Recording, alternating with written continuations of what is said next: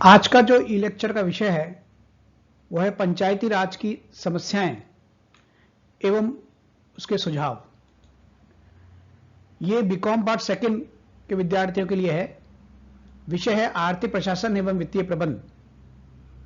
First, Rajasthan में आर्थिक पर्यावरण। और मैं डॉक्टर मनु शरद पाठक, ईएफएम विभाग, एसआरएलएस राजकीय महाविद्यालय कालाडेरा, जयपुर, आप सभी विद्यार्थियों का हार्दिक स्वागत और अभिनंदन करता हूं। तो प्रिय विद्यार्थियों, आपका पुनः स्वागत है इस ई लेक्चर में। विषय है पंचायती राज की समस्याएं एवं उसके सुझाव। पंचायती राज की जो स्थापना में सबसे बड़ी जो भूमिका रही राजस्थान के लिए, राजस्थान से ये शुरू हुई। नागौर में 2 अक्टूबर 1959 को हमारे उस समय तत्कालीन प्रधानमंत्री पंडित नेहरू ने इसका उद्घाटन किया और उसके बाद जो है ये आंध्र प्रदेश में लागू की गई। उसके बाद 1 मई 1962 को इसे महाराष्ट्र ने अपने यहाँ अपनाया। लेकिन जो सबसे बड़ा एक भूमिका रही या जिस व्यक्ति की सिफारिश बहुत महत्वपूर्ण रही, वो बलवंत राय मेहता, जिन्होंने कि प्रजातांत्रिक के महत्व को इस प्रकार से वर्णन किया कि प्रजातंत्र की परिकल्पना यह है कि केवल ऊपर से ही शासन न चलाया जाए, बल्कि स्थानीय प्रतिभाओं का विकास किया जाए। यह तभी संभव है जबकि वे स्थानीय लोग सक्रियता से सरकार के कार्यों में भाग ले सकें। इसी से ही लोकतांत्रिक विकेंद्रीकरण या पंचायत राज कहते हैं। और इनकी सिफारिश के आधार पर जो है वो आगे लोग अपने यहां जो पंचायती राज का ढांचा है वो किस प्रकार से होगा वो तय किया गया। इनके अनुसार देश में लोकतांत्रिक केंद्रीकरण को 3 स्तरीय व्यवस्था को अपनाया गया है, जिसके अनुसार ग्राम स्तर पर ग्राम सभा एवं ग्राम पंचायत, खंड या तहसील स्तर पर खंड समिति या पंचायत समिति और जिला स्तर पर जिला परिषदों को गठन किया गया है। पंचायती राज की विचारधारा क्या है? वह यह है कि गांवों के लोग अपने शासन का उत्तरदायित्व स्वयं संभालें। यही एक महान आदर्श जो है विचार है। यह आवश्यकता है कि गांव में रहने वाले लोग कृषि, सार्वजनिक स्वास्थ्य, शिक्षा, सिंचाई, पशुपालन आदि से संबंधित विकास कार्यों में सक्रिय रूप से भाग लें। ग्रामीण लोगों न केवल कार्यक्रमों के क्रियान्वयन में भाग लें, बल्कि उन्हें यह अधिकार भी होना चाहिए कि वे अपनी आवश्यकताओं और अनिवार्यताओं के विषय में स्वयं ही निर्णय लें। तो संक्षेप में कहा जा सकता है कि पंचायती राज बहुत आवश्यक है, खासतौर से लोकतांत्रिक का विकेंद्रीकरण करने में। यह प्रजातंत्र का आधार है, भावी नेतृत्व का आधार है। इसके द्वारा राजनीतिक चेतना आती है, राजनीतिक भागीदारी बढ़ती है, जनता व शासन के बीच इसके माध्यम से एक सहयोग बढ़ता है, आपस में सामंजस्य बढ़ता है और प्रशासन में भी समन्वय इसके द्वारा स्थापित होता है। अब अपन लेते हैं पंचायती राज की क्या क्या समस्याएं हैं एवं इसमें सुधार के उपाय क्या क्या हो सकते हैं। पहला है, इसकी समस्या प्रमुख है संवैधानिक प्रावधान का अभाव। देश की स्वतंत्रता होने के बाद पंचायती राज संस्थाओं के माध्यम से ग्रामीण विकास में अनेक कार्यक्रम शुरू किए गए, लेकिन ग्रामीण क्षेत्रों के उत्थान में यह पूरी तरीके से सफल नहीं हो पाई है। उसका सबसे बड़ा कारण यह है कि इसके लिए कोई विशिष्ट संवैधानिक प्रावधान नहीं है जिस पर कि राजनीतिक चर्चा हुई हो। दूसरा है राजनीतिक इच्छा शक्ति का अभाव। पंचायत राज की दूसरी समस्या यह है कि जो विभिन्न राजनीतिक दल हैं उनको इसको बढ़ाने में, इसको आगे ले जाने में एक इच्छा शक्ति का अभाव है। इस पर सभी दलों ने मिलकर एक गंभीर विचार विमर्श नहीं किया है। इनकी भूमिका पर, इनके महत्वपूर्ण योगदान जो हो सकता है उस पर, तो ये एक दूसरा बहुत बड़ा कारण है कि ये बहुत बड़ी समस्या है इनकी। तीसरा है विशिष्ट वर्ग को ही लाभ। पंचायती राज संस्थाएं और संस्थाओं की तरह ही इसमें विशिष्ट वर्ग को ही लाभान्वित हो पाते हैं। जो गांव के प्रभावशाली लोग होते हैं, जो वो इससे लाभ उठा लेते हैं, लेकिन जो वास्तव में जिनको आवश्यकता है वो इससे वंचित रहते हैं। चौथा कारण है सामाजिक पिछड़ापन। ग्रामीण लोगों का सामाजिक पिछड़ापन भी इस संस्थाओं की एक बहुत बड़ी समस्या है। आज भी ग्रामीण क्षेत्रों में सामंती प्रवृत्तियां विद्यमान है। वहां जो है वो सांप्रदायिक टकराव है, पिछड़ापन है, सूदखोरी है, जिसके कारण जो है वो पंचायत राज का विकास जो है अवरुद्ध है। दलगत राजनीति भी है। पंचायती राज की सफलता के मार्ग में सबसे बड़ी बाधा जो है वो दलगत राजनीति है।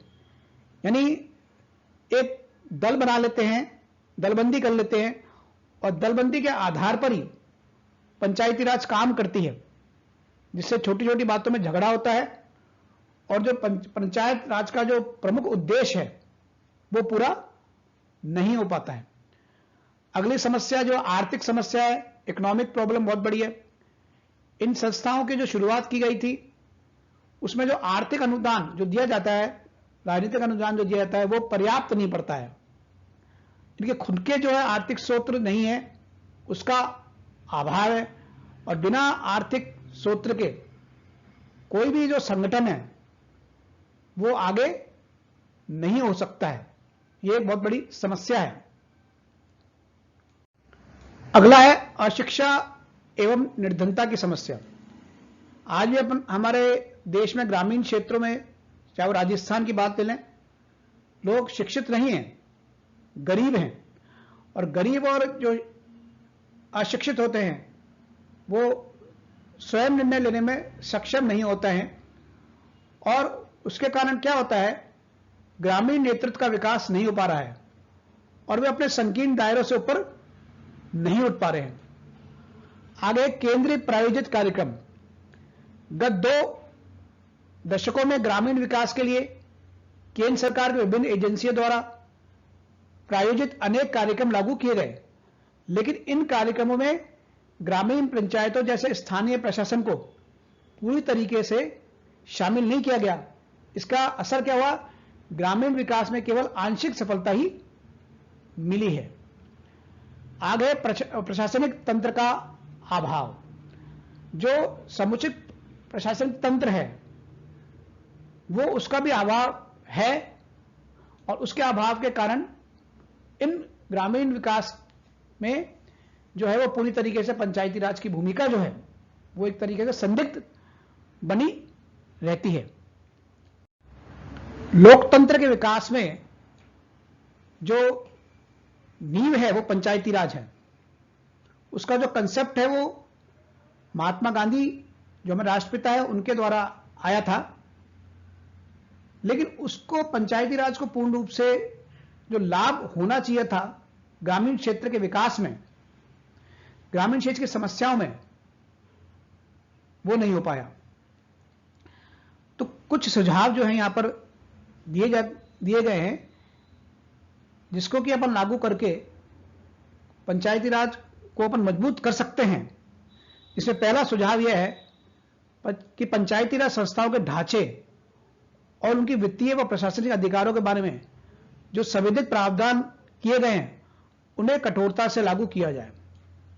जो संविधित प्रावधान जो हैं मौजूदा, उनको कठोरता से लागू करने की जरूरत है, उनको सख्ती से लागू करने की जरूरत है, क्योंकि उनके कठोरता से पालन अगर नहीं होगा, जो इसका आधार है लोकतंत्र का, विकेंद्रीकरण का, उसका लाभ जो है आम जनता तक नहीं पहुंच पाएगा, क्योंकि इसमें भ्रष्टाचार व्याप्त होता है, इसके अंदर जातिवाद व्याप्त होता है, गुटबंदी होती है, इसके अंदर सत्ता का केंद्रीकरण इसके अंदर होता है।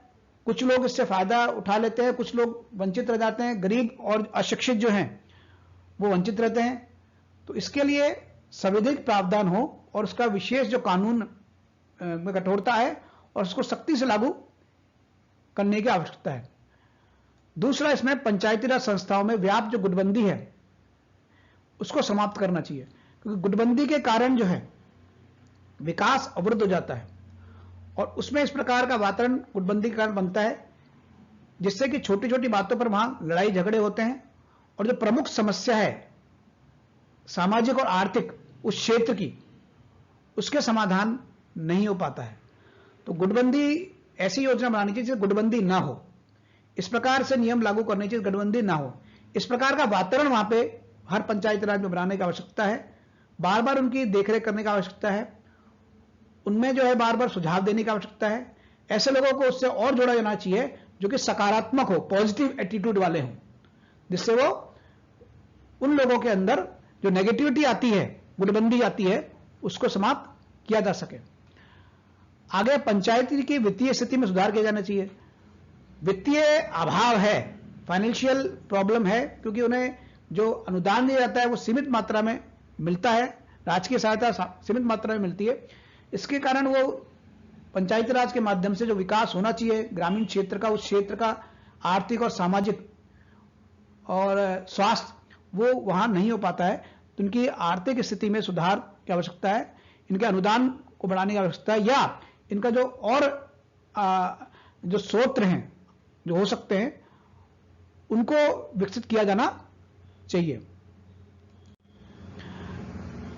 आगे पंचायतों के निर्वाचन प्रतिनिधियों का प्रशिक्षण दिया जाना चाहिए, उनको ट्रेनिंग दी जानी चाहिए, क्योंकि ट्रेनिंग जो एक माध्यम है, प्रशिक्षण माध्यम है, जिससे कि उनके अंदर दक्षता बढ़ती है, कार्यकुशलता बढ़ती है, नेतृत्व क्षमता बढ़ती है, निर्णय लेने की जो क्षमता बढ़ती है, ईमानदारी आती है और एक मेहनत करने का जज्बा पनपता है।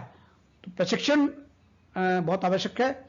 इसके अलावा राज्य सरकार द्वारा पंचायती राज संस्थाओं को मनमाने ढंग से भंग करने के अधिकार पर कानूनी प्रावधानों के द्वारा अंकुश लगाया जाना चाहिए। इन संस्थाओं को भंग करने पर उनके चुनाव अधिकतम 6 माह की अवधि में अवश्य ही कराए जाने चाहिए। मतलब अगर भंग कर दिया गया है तो यह नहीं कि मतलब उनमें चुनाव ना हो, चुनाव जो है अधिक से अधिक कम समय के अंदर 6 माह की अवधि में कर देने चाहिए। यह प्रसन्नता की बात है कि 73वें संविधान संशोधन अधिनियम में यह व्यवस्था की गई है कि भंग की गई पंचायतों के चुनाव अधिकतम 6 माह की अवधि में अवश्य करा लिए जाए। तो आप सभी ने ये ई लेक्चर देखा, इसके लिए बहुत बहुत धन्यवाद।